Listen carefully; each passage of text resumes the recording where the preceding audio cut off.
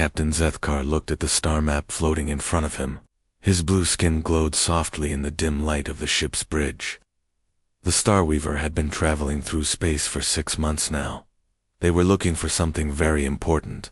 "Captain, we are getting close to the target system," said Dr. Kiravel from her station. She was a Thylorian, with long tentacles instead of arms and large black eyes. She had spent 20 years studying old ruins and ancient stories from across the galaxy. Zethkar nodded. "Good. Are you sure this is the right place?" Kiravel touched her control panel with one tentacle. "Yes, Captain. All the data points here.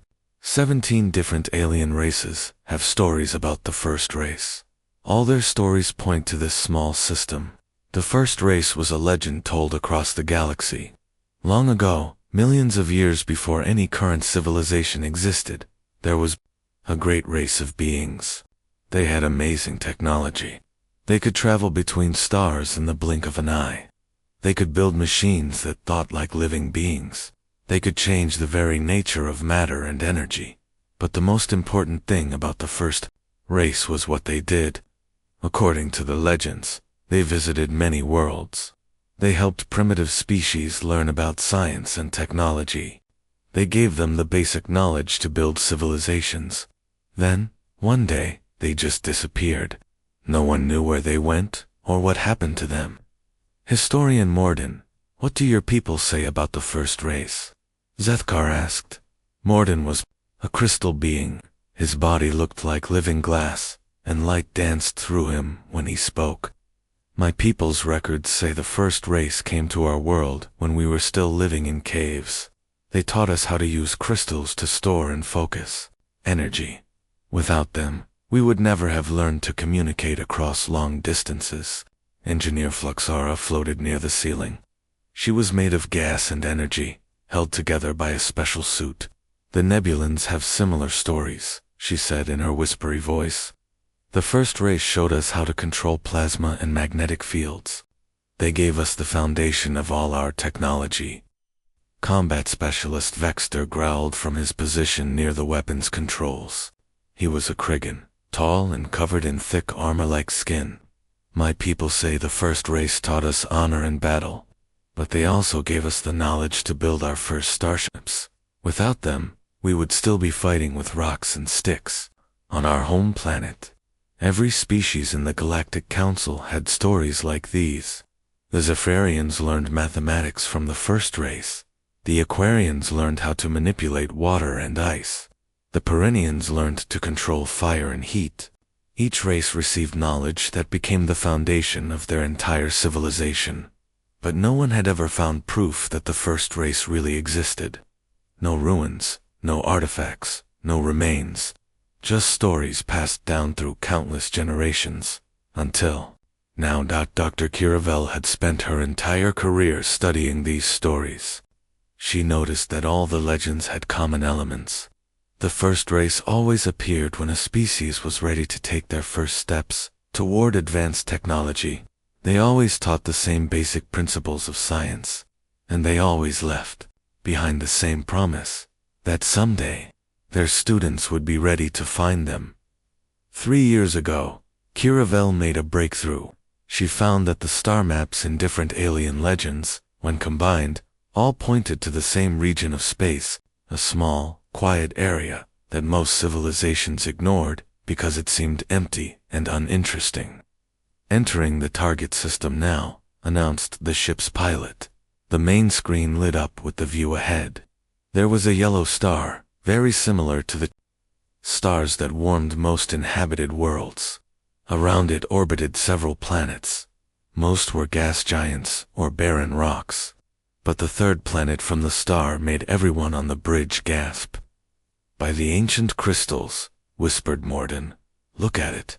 The planet was beautiful. It had blue oceans and green continents. White clouds swirled across its surface, but that was not what shocked the crew. What shocked them were the energy signatures their sensors detected.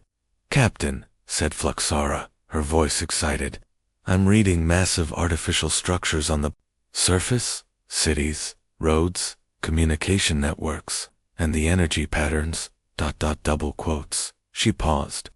Captain, these match the theoretical profiles we developed for first-race technology. Vexter leaned forward. Are you saying this planet has first-race technology? Not exactly, Kiravel said, studying her instruments carefully. The technology is different. It's more primitive than what the first race should have. But the basic principles are the same. The mathematical foundations, the energy manipulation techniques, the materials science, it's all based on first-race knowledge. Zethkar felt his heart beating faster. Could this be a first-race colony? Maybe they left some of their people here. There's something else, Captain, the pilot said. I'm detecting thousands of artificial satellites around the planet, and radio signals. Lots of them. There's definitely an active civilization down there. The crew looked at each other in amazement. They had found a living world that used first-race technology. This was the greatest discovery in galactic history. Take us closer, Zethkar ordered, but stay hidden. We need to observe before we make any decisions. As the Starweaver moved closer to the mysterious planet, Dr. Kiravel continued scanning. What she found made her tentacles tremble with excitement. Captain, the beings on this planet, they're using technology that contains the building blocks of everything we know. Our faster-than-light drives, our energy weapons, our communication systems, our computers, everything is based on principles that this civilization seems to understand naturally.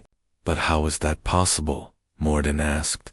If they have first-race knowledge, why isn't their technology more advanced? Kiravel studied the data more carefully. I think they developed it themselves. Recently, the radio signals only go back about 100 years. Their satellite network was built in just the last 50 years. They're advancing incredibly fast. Vexter's warrior instincts made him suspicious. Could this be a trap? Maybe the first race is still alive, and this is how they test other species. Before anyone could answer, the ship's communication system activated. A voice came through the speakers, speaking in a language none of them recognized. But somehow, the universal translator was able to make sense of it. Unknown vessel, this is Earth Defense Control. You have entered our solar system without permission. Please identify yourself and state your intentions. The crew sat in stunned silence. The beings on the planet had detected them despite their advanced stealth technology, and they had called their world Earth. Captain Zethkar realized they had reached a moment that would change galactic history forever. They had found a world that might hold the secrets of the first race. But the beings living there were not only alive and aware, they were watching back. Captain Zethkar stared at the communication panel. The voice from the planet had spoken in clear, direct words. These beings knew they were there, and they were not afraid. Should we respond, Captain? Asked the pilot. Zethkar thought carefully. Making contact with a new species was always dangerous. But this was not just any new species. This might be connected to the first race, the most important mystery in galactic history. Open a channel, he decided. This is Captain Zethkar of the Galactic Council research vessel, Starweaver. We come in peace. We are looking for information about an ancient civilization. There was silence for several minutes. Then the voice responded. Captain Zethkar, this is Colonel Amy Rogers of Earth Defense. You say you're looking for an ancient civilization. What kind of information? Dr. Kiravel moved closer to the captain. Ask them if they know about the first race, she whispered. We are searching for a people called the first race, Zethkar said into the communicator. They lived millions of years ago and helped many worlds develop technology. Another long pause.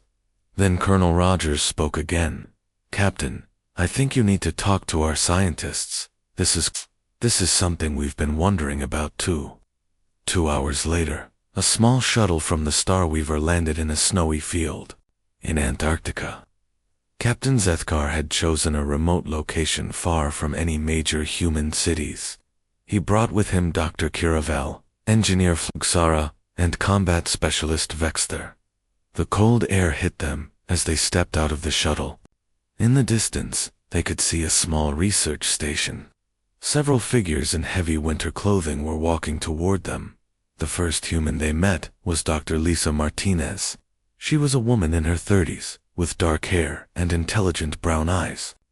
Next to her walked Dr. Jake Thompson, a tall man with red hair, who carried several scientific instruments. "Welcome to Earth," Dr. Martinez said.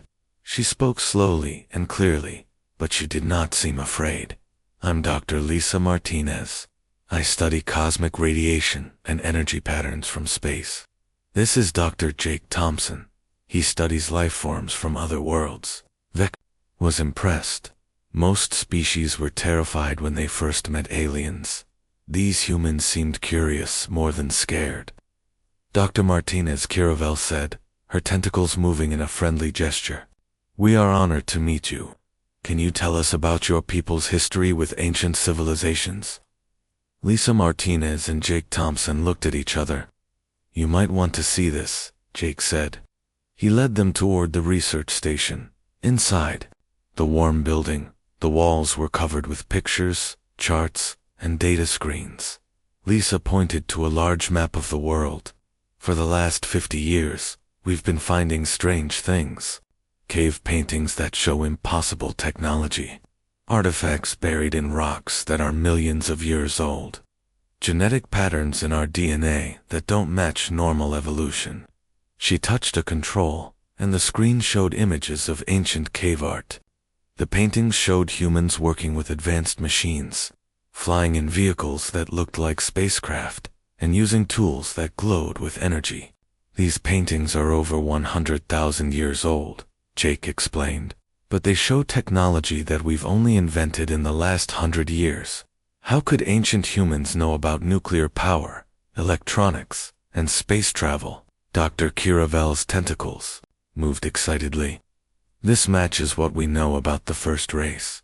They visited worlds and taught primitive people about advanced science. But here's the strange part," Lisa continued. She brought up another screen showing mathematical equations. "Look at these formulas we found carved in stone tablets around the world.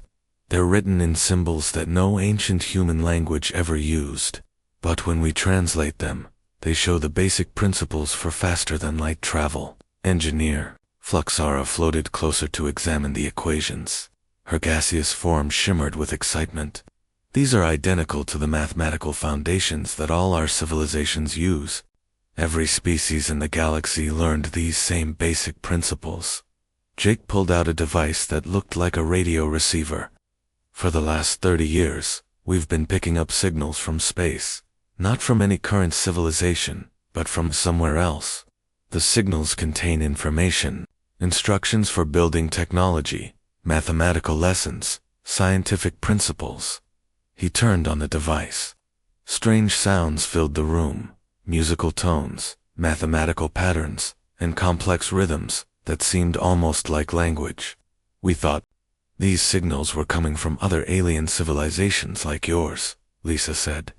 "But when we tried to trace them, they seemed to come from everywhere and nowhere, like they were being broadcast by machines that had been sending the same message for millions of years."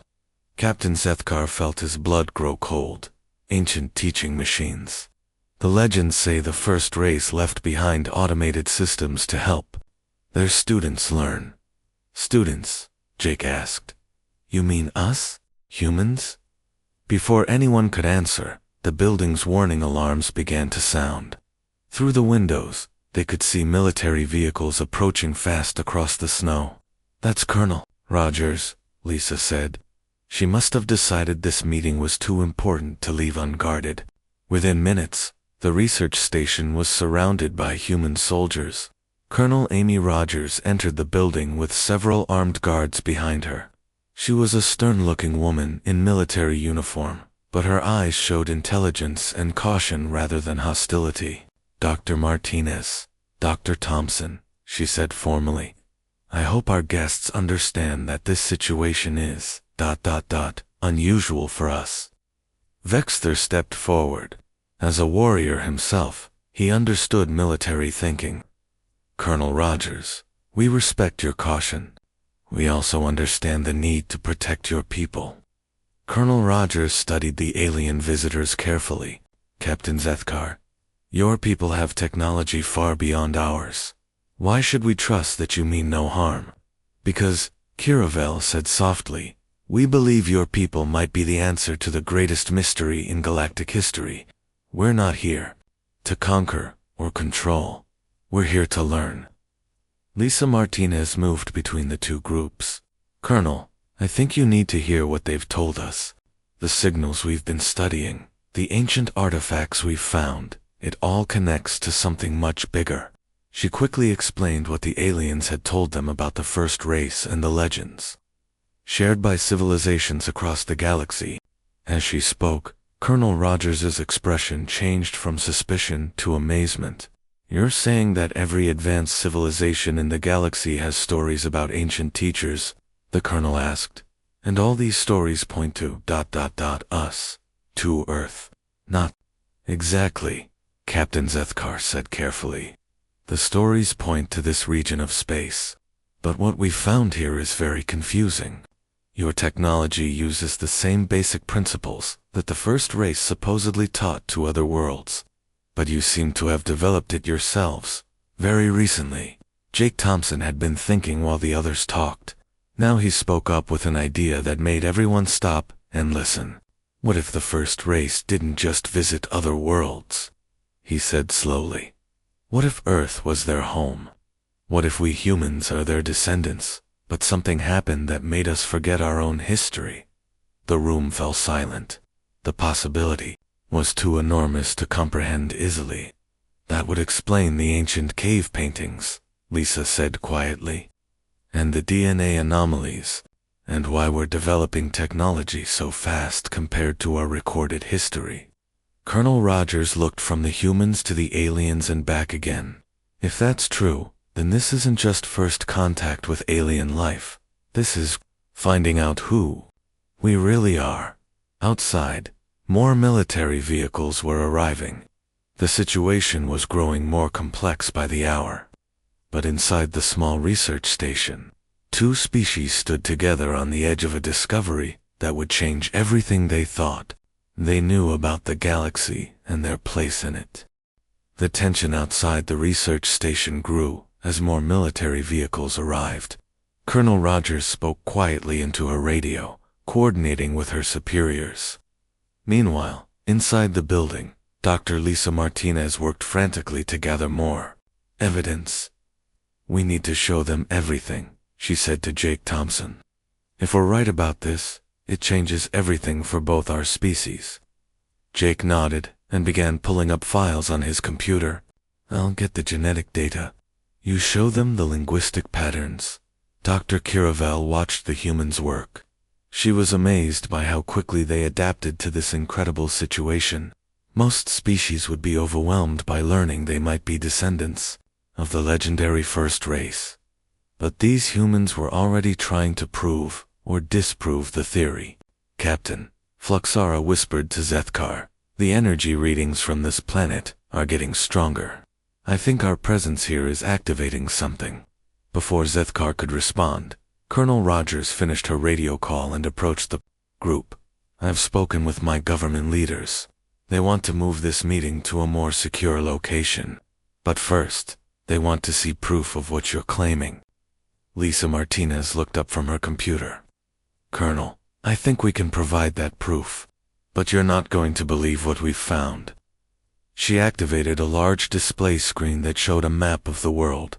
Red dots marked locations across every continent. These are sites where we've found artifacts that don't match any known human civilization. The objects are made from materials we can't identify, using techniques we can't reproduce. Jake Thompson added another layer to the map. These blue dots show places where we've detected those strange radio signals most strongly. Notice anything?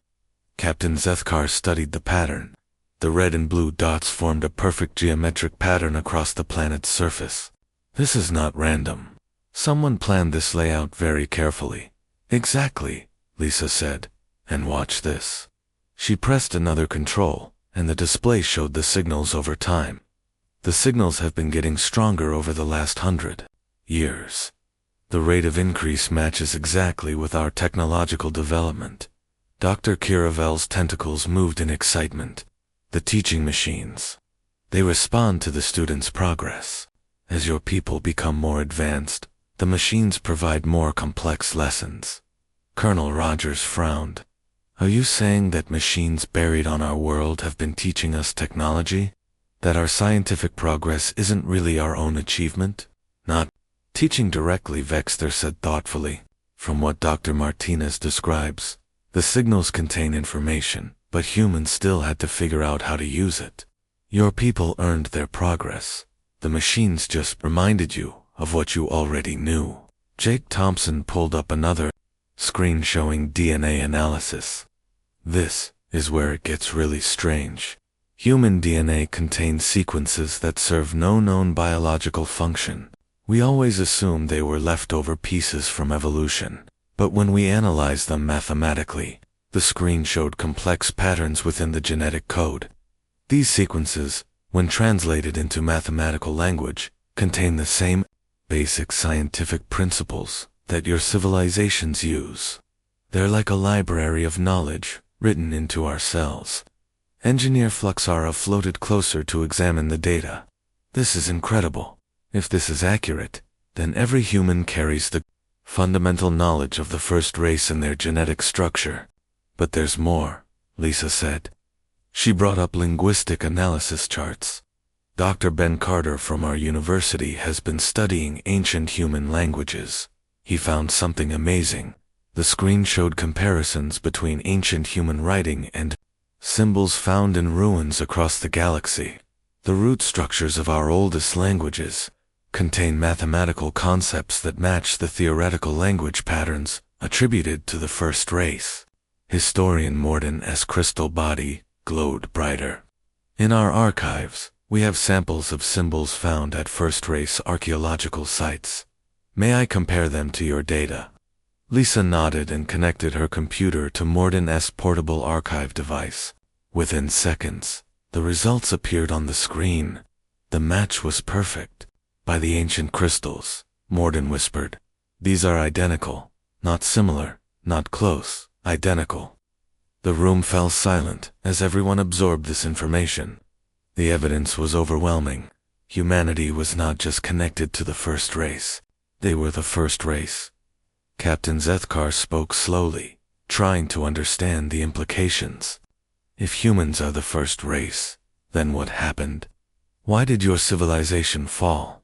Why did you lose your advanced technology? Jake Thompson had been working on his computer during the discussion. Now he looked up with a pale face. I think I found the answer to that question, and you're not going to like it. He displayed a series of images on the screen. They showed ancient ruins, but not from other worlds. These were on Earth, buried deep underground or hidden in remote locations. We've found evidence of at least 3 previous advanced human civilizations on our planet. Each one reached incredible technological heights, and each one was completely destroyed. Destroyed by what? Colonel Rogers asked. By themselves, Lisa said quietly. She had been analyzing Jake's data. The evidence suggests that each time humans reached a certain level of technology, they used it to destroy their own civilization. War, environmental destruction, social collapse. The pattern repeats every few 100,000 years. Dr. Kiravel's tentacles moved in a pattern that showed deep thought. The legends of other worlds say that the first race disappeared suddenly and mysteriously. But what if they didn't disappear? What if they deliberately chose to start over? The implications hit everyone at the same time. Vexter was the first to speak. You mean the first race? Ancient humanity destroyed their own advanced civilization. On purpose. Think about it, Jake said. Each time human civilization reaches the level where it can travel between stars and reshape matter itself, something goes wrong. Maybe our ancestors realized that the power was too dangerous. Maybe they chose to reset their civilization before it could cause damage on a galactic scale. Lisa pulled up more data. The teaching machines, the genetic information, the ancient sites, they're all safeguards. Ways to help future humans redevelop technology more wisely. Each reset, humanity gets another chance to do better. Colonel Rogers looked shocked. Are you saying we're not the first version of human civilization? That there have been others before us who were more advanced than we are now? Much more advanced, Morden confirmed. If humans are truly the first race, then your ancestors could manipulate space and time itself. They could create and destroy planets. They had powers that current galactic civilization can barely imagine. The weight of this knowledge settled on everyone in the room. Humanity was not a young species, taking its first steps into the galaxy. They were an ancient species that had chosen to forget their own power multiple times to prevent themselves from making catastrophic mistakes. There's something else, Jake said quietly. The signals from the teaching machines, they're changing. Over the last few months, since we started actively studying them, they've been broadcasting new information. More complex, more detailed. It's like they know we're close to understanding the truth. Engineer Fluxara checked her instruments. Captain, the energy readings from this planet are definitely increasing. Whatever these teaching machines are, our presence here seems to be activating them. Captain Zethkar realized they had reached a critical moment. We need to contact the Galactic Council immediately. This discovery will change everything. But we also need to be very careful. If humanity is truly the first race, then there are probably reasons why they chose to forget their power. Colonel Rogers stepped forward. Captain, before you contact anyone else, we need to decide what this means for our peoples. If my government learns that humans are the original source of all galactic technology, they might try to use that knowledge for their own advantage. And if my people learn that humans are the first race, Zethkar replied, some will want to worship you, others will want to control you, and some will want to destroy you before you become too powerful again. Outside the research station, more vehicles were arriving. Word was spreading that something extraordinary was happening in Antarctica. The small group inside the building realized they were running out of time to figure out what to do with the most important discovery in galactic history. Within hours, the small research station in Antarctica had become the center of attention for governments around the world. Military aircraft flew overhead, and secure communication lines buzzed with urgent messages between world leaders. President Susan Clark arrived first, flying in on a heavily guarded aircraft with her science advisors. She was a tall woman with gray hair and sharp eyes that missed nothing. Behind her came Dr. Alex Morgan, a physicist who specialized in energy systems, and Dr. Kate Anderson, an engineer who had been studying the mysterious radio signals for years. Dr. Martinez, President Clark said as she entered the building, I've been briefed on the situation. Is it true that these alien visitors believe we're descended from some ancient supercivilization? Lisa Martinez nodded. Yes, Madame President. And the evidence is very strong. We've confirmed genetic, linguistic, and technological connections that can't be explained any other way. More aircraft landed outside. Dr. Liu Wei arrived, representing the Chinese government, followed by Dr. Paolo Rossi from the European Union. Each group brought their own scientists and security teams. The small building quickly became crowded and tense. Captain Zethkar watched the human leaders with interest. He had expected them to fight over this discovery, but instead, they seemed focused on understanding it first. Captain, President Clark addressed him directly. What does your government plan to do with this information? That is what concerns me, President Clark, Zethkar replied honestly. The Galactic Council will be divided. Some species will see humans as the rightful leaders of the galaxy. Others will see you as a threat that must be controlled. Dr. Kiravel added, there are also those who will want to study you, to learn how to break the cycle of rise and fall that seems to affect all civilizations. Meanwhile, Dr. Alex Morgan and engineer Fluxera were working together to analyze the increasing energy readings from around the planet. Dr. Martinez, Alex called out, "You need to see this. The signals aren't just getting stronger, they're synchronizing." Lisa hurried over to look at the data. The radio signals that had been random patterns for decades were now forming coordinated sequences. It's like the teaching machines around the world are talking to each other. Jake Thompson, who had been monitoring biological readings, made an alarming discovery. "Lisa, I'm detecting changes in the human personnel who have been working closely with the alien technology. Their brain activity is increasing, and their genetic sequences are showing signs of activation." Dr. Kate Anderson had been experiencing these changes herself. Over the past few hours, she found that complex mathematical problems that usually took her hours to solve were now clear to her immediately. "I can understand the alien technology," she said wonderingly. "It's like knowledge is just appearing." In my mind, Colonel Rogers, coordinating security outside, received troubling reports. "Madam President, we're detecting similar energy spikes at archaeological sites around the world. Ancient ruins that have been dormant for thousands of years are suddenly showing activity." Dr. Li Wei studied the data with growing concern. If these machines are activating because they detect that we've learned the truth about our heritage, what happens when they finish their activation sequence? Dr. Paolo Rossi had been analyzing historical data. "I found records of unexplained events throughout human history. Sudden leaps in knowledge, entire civilizations that appeared to gain advanced technology overnight, then collapsed just as quickly. What if this has happened before? What if the machines activate every time humans get close to rediscovering their true nature?" The implications were terrifying. Vexter, understanding military strategy, voiced what everyone was thinking. "You're suggesting that these machines might be designed to reset human civilization again, to destroy current humanity before you can become too powerful." Dr. Kiravel checked her readings. "The energy patterns are definitely building toward something, but I don't think it's destruction. The mathematical signatures suggest the machines are preparing to download information." Jake Thompson made another disturbing discovery.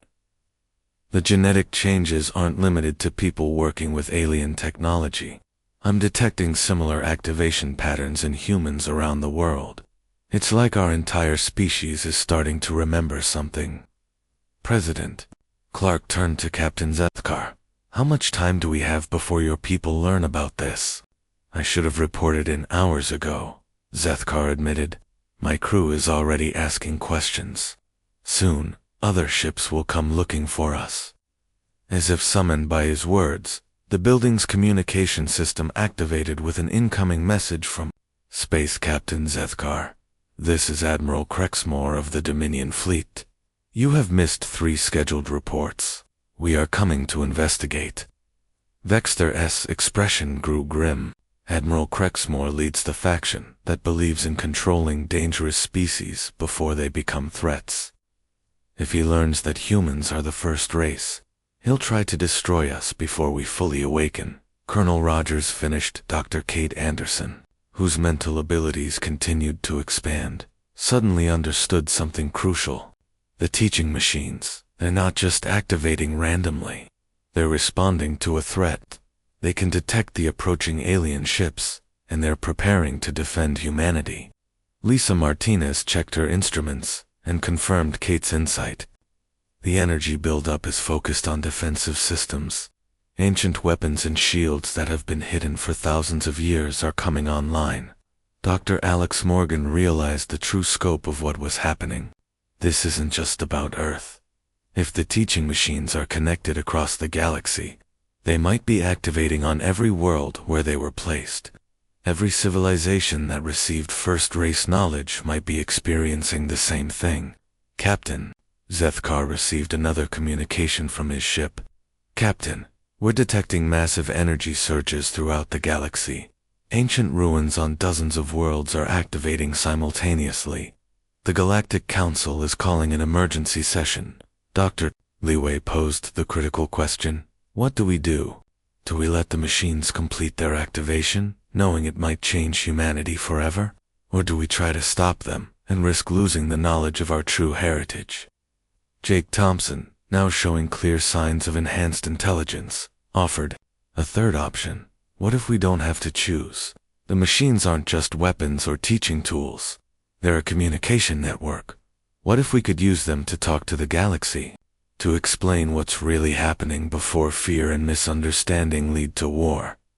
Dr. Paolo Rossi supported the idea. If every first race site is activating, then every advanced civilization is seeing the same thing.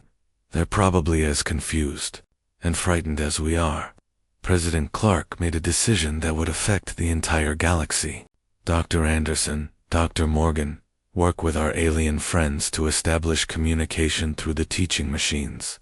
If we're truly the first race, then it's time we took responsibility for what our ancestors started. Outside, the Antarctic wind carried the sound of approaching aircraft.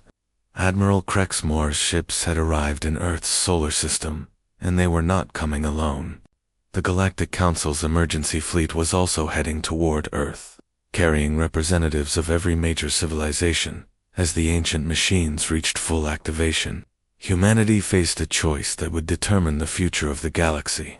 They could hide from their heritage and let others decide their fate, or they could embrace their role as the first race and guide the galaxy through the most important moment in its history. The small group in the Antarctic Research Station realized they were no longer just scientists and soldiers making first contact with aliens. They had become the representatives of an ancient civilization that was finally ready to return to the stars. The ancient machines reached full power just as Admiral Crexmore's fleet entered Earth's atmosphere. Massive energy shields appeared around the planet, glowing with technology that made even the most advanced galactic civilizations look primitive. In the Antarctic Research Station, Dr. Kate Anderson felt her consciousness expand as the first race knowledge fully activated in her mind. She was no longer just a human engineer. She was a bridge between humanity's past and future. I can feel them, she said, her eyes glowing with inner light. The machines aren't just on Earth. They're throughout the galaxy, on every world our ancestors visited, and they're all connected. Dr. Alex Morgan, experiencing similar changes, worked frantically at the control panels. The network is coming online. We can communicate with every first race site simultaneously. President Clark watched in amazement as her scientists transformed before her eyes. What's happening to them? Dr. Lisa Martinez, also beginning to change, explained while she could still think in purely human terms. We're remembering. The genetic locks are opening.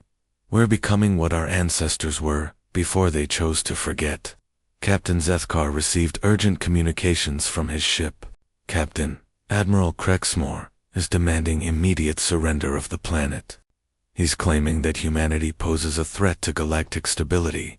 Outside, the sky filled with alien warships from dozens of different civilizations. The Galactic Council's emergency fleet had arrived, but they were split into factions.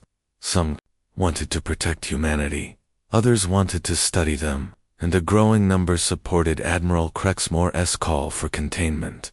Dr. Jake Thompson, now functioning with enhanced first-race intelligence, made a crucial discovery. The reset mechanism. I found it in the ancient files. Our ancestors built in a way to wipe out all advanced technology in the galaxy if their descendants became too dangerous. But there's another option. He brought up a holographic display that showed the galaxy-wide network of teaching machines. We can transfer all the accumulated knowledge to every species simultaneously.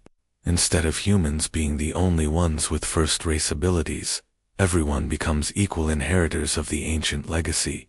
Dr. Li Wei, working alongside the transformed humans despite his amazement at their changes, saw the implications immediately. That would eliminate the power imbalance. No single species would dominate the galaxy. Dr. Sarah Kim, a young quantum physicist who had arrived with the latest group of human scientists, studied the ancient code with fresh eyes. There's something else here. A third option that's been hidden in the deepest levels of the programming. As Sarah worked to uncover the hidden option, the situation in space became more critical. Admiral Crexmore opened fire on the planetary shields, but his weapons had no effect against first-race technology. This only made him more desperate. "All ships, concentrate fire on the shield generators," he commanded. "We cannot allow these primitives to threaten galactic order." But other fleet commanders were beginning to understand what was really happening. Captain Zethkar broadcast to all ships, "Admiral, you're firing on our ancestors. The beings you're trying to destroy are the first race we've all been searching for." The revelation caused chaos in the combined fleet. Some ships stopped firing, while others continued their attacks. Several species broke formation entirely, unsure whether to fight or surrender to their legendary ancestors. In the research station, Dr. Sarah Kim made her breakthrough. "I found it. The third option isn't about transferring knowledge or resetting civilization. It's about evolution. The machines can guide every species in the galaxy to naturally develop beyond their current limitations." Dr. Kate Anderson, now fully transformed, understood immediately. Instead of giving everyone first-race technology, we help them become something new, something better than even our ancestors were. President Clark, watching her scientists become something beyond human, faced the most important decision in Earth's history. "What are the risks?" Jake Thompson answered with ancient wisdom flowing through his enhanced mind. "Our ancestors reset their civilization because they couldn't control their power. They became too focused on individual advancement instead of collective growth. This option would prevent that by ensuring no one species can dominate." The decision was interrupted when Admiral Crexmore's fleet launched a massive coordinated attack. Energy beams that could destroy planets struck the Earth's shields, but the ancient defenses held firm. "That's enough," Dr. Alex Morgan said. The transformed humans acted together, accessing controls that had been hidden for millions of years. The teaching machines across the galaxy activated their full defensive capabilities. Suddenly, every ship in the combined fleet found their weapons disabled, not destroyed, just turned off. The message was clear. The first-race technology was so advanced that even the galaxy's most powerful militaries were like children playing with toys. But instead of using this power to threaten or control, the transformed humans did something unexpected. Dr. Kate Anderson spoke through the Galactic Communication Network, her voice reaching every ship and every world simultaneously. "People of the galaxy," she said, "we are your ancestors, but we are also your children. Long ago, our species chose to start over because we failed to use our power wisely. Today, we offer you a different choice." The holographic display in the research station showed Sarah Kim's discovery, a program that would guide the natural evolution of every species in the galaxy. Instead of artificial enhancement or technological gifts, each civilization would develop beyond their current limitations, in their own unique way. "We will not rule you," Kate continued. "We will not give you our technology to create new hierarchies. Instead, we offer to help you become the best versions of yourselves, to grow beyond the limitations that have confined all of us for millions of years." Dr. Lisa Martinez, speaking for all of humanity, added, "We've learned from our ancestors' mistakes. Power shared is power multiplied. Wisdom gained together is wisdom that lasts." Admiral Crexmore tried one final attack, but his own crew refused to obey. Across the galaxy, the response was overwhelmingly positive. Species that had been enemies for centuries found themselves working together to understand the opportunity being offered. Captain Zethkar was the first to formally accept. "On behalf of the Volani people, we accept your guidance. Help us become more than we are." One by one, every major civilization in the galaxy made the same choice. Even Admiral Crexmore eventually surrendered, realizing that fighting against evolution itself was futile. The transformation began immediately. The teaching machines started broadcasting new signals, not technological blueprints, but something far more valuable. Genetic therapies that would enhance intelligence without sacrificing emotional growth. Cultural programs that would reduce conflict while preserving diversity. Scientific principles that would allow faster development without environmental destruction. Years later, Dr. Jake Thompson stood on the observation deck of the first truly galactic exploration ship. The crew included members from every species in the galaxy, all working together as equals. They were heading beyond their home galaxy, searching for new forms of life to welcome into their growing community. "Do you think our ancestors would be proud?" asked Captain Zethkar, who had become Jake's closest friend. Jake smiled, watching the stars ahead. "I think they'd be amazed. We finally learned the lesson they could never master, that true strength comes not from being superior to others, but from helping others become the best they can be." Dr. Lisa Martinez, now serving as the galaxy's first ambassador to extragalactic civilizations, received a signal from their destination. They had found another galaxy filled with young civilizations, just beginning to develop space travel. "Ready to be teachers instead of rulers?" she asked the crew. The answer came from every species represented on the ship, spoken in perfect harmony. "Ready?" as their ship jumped to faster than light speed, heading toward new adventures and new friends among the stars. The galaxy they left behind continued to grow and thrive. The first race had finally found their purpose, not as masters of the galaxy, but as gardeners helping an infinite garden of civilizations bloom.